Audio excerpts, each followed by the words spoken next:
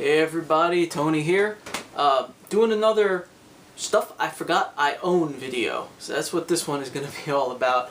I was going to wait and do a video later on because I have a lot of stuff coming, but I just figured I'd get an intermediate video out there. So this is something that I stumbled upon probably like a month or two ago, and I barely even remember playing this thing. I don't know where the hell it came from. I'm assuming I played it.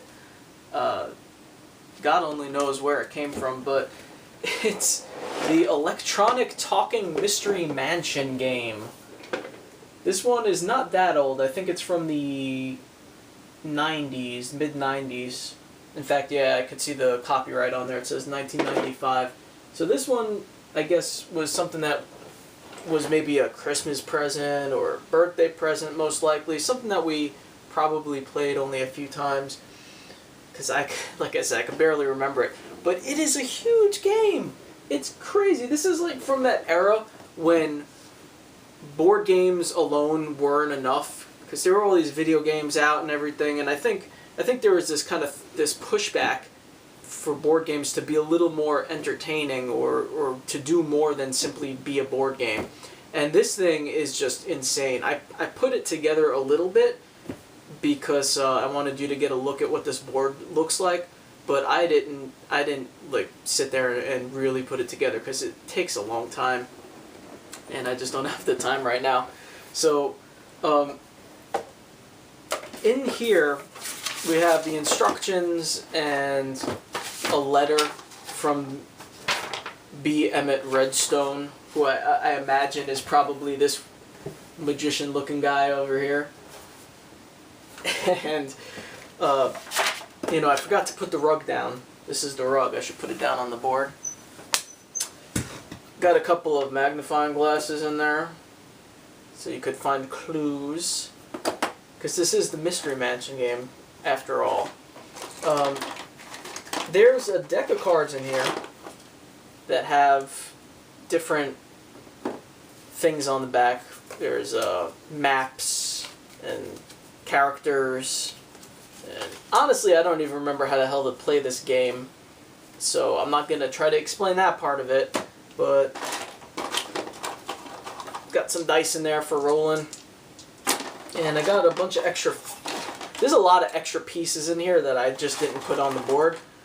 And you'll see in a second why. There's a ton of stuff here. I don't remember if you were supposed to set the board up with all this stuff prior to play or not.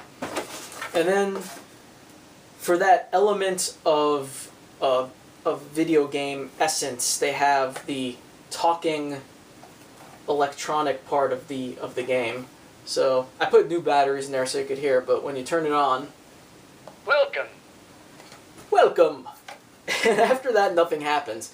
And I'm not sure why. I think you have to put in a number. There's a number pad there.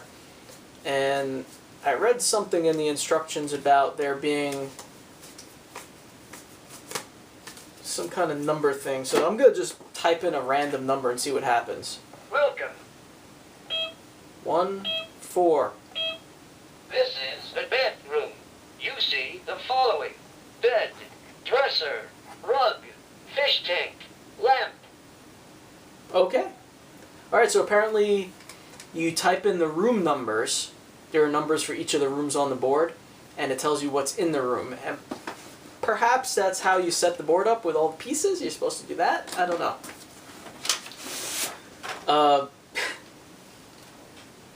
No, I'm not going to read this. I was gonna read the letter because it's kind of hammy and funny, but alright, maybe I will. Dear friends, so you have decided to take my challenge. Good. But I must warn you, finding $1 million won't be easy. So there's the goal of the game. You gotta find $1 million. Oh, I might make it easy once in a while, and you'll find the money fast, but usually I'll keep you guessing.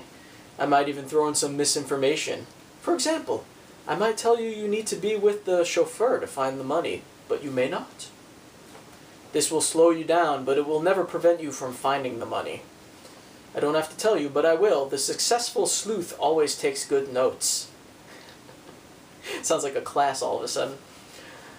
You may have concluded by now, I'm a competitive chap, and I'd love to pit you against one another. For instance, if I tell you to take a clue card from another player before you've drawn all the clues from the deck, don't do it. Be sure the draw pile is exhausted before you start taking cards from one another. And that's all the help I'm going to give you now. You're on your own. Alright, that's all the help he's going to give you, except for the intensive instruction booklet, of course. Which I guess I would have to read if I wanted to know what the hell is going on here. Alright, so that is Mystery Mansion. Let me give you a quick look at the board, which is on the table in front of me, so I'm going to stand up and kind of tilt the camera a little bit. Please mind the dirty look of the room right now. As I mentioned before, I am still in the midst of renovation, so I do apologize for that.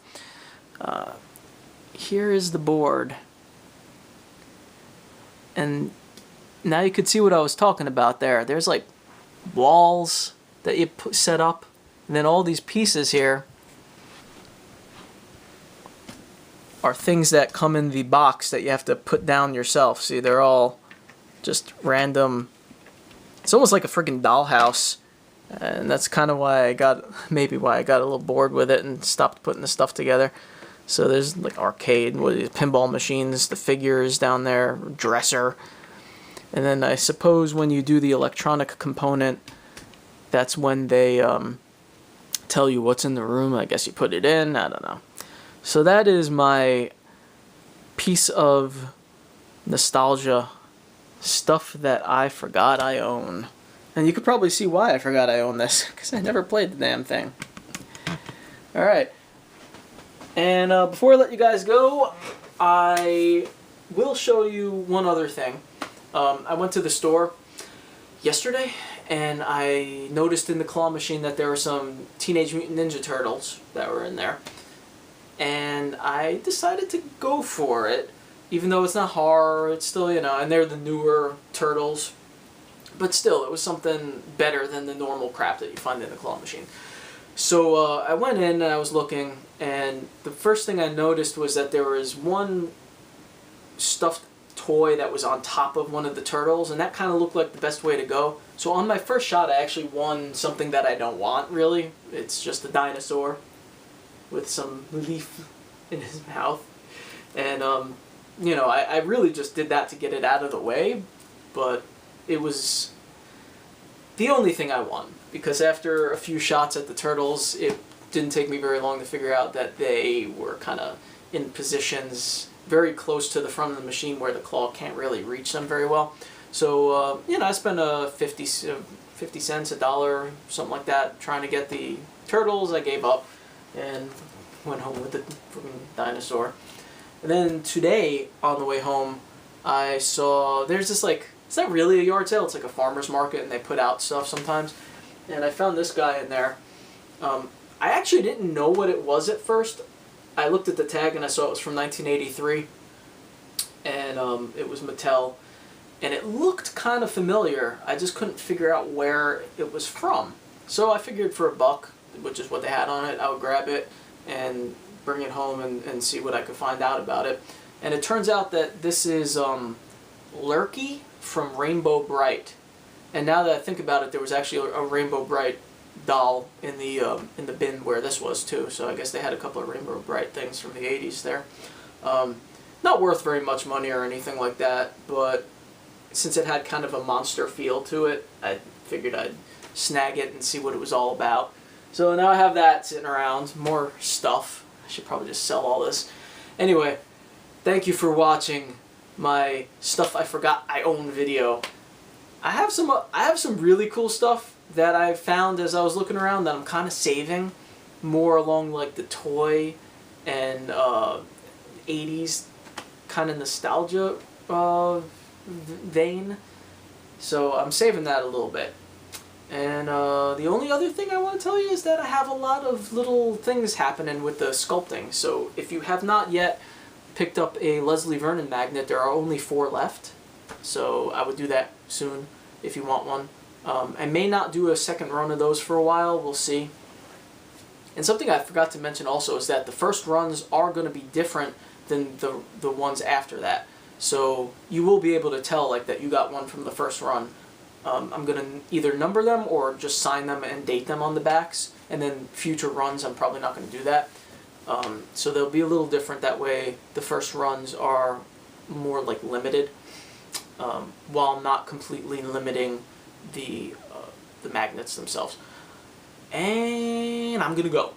I have a lot to do today. Hope you enjoyed looking at the Mystery Mansion game with me. Did you have this game? Do you remember it? Is it fun? Should I try playing it? Have a good one, everybody. I'll see you soon.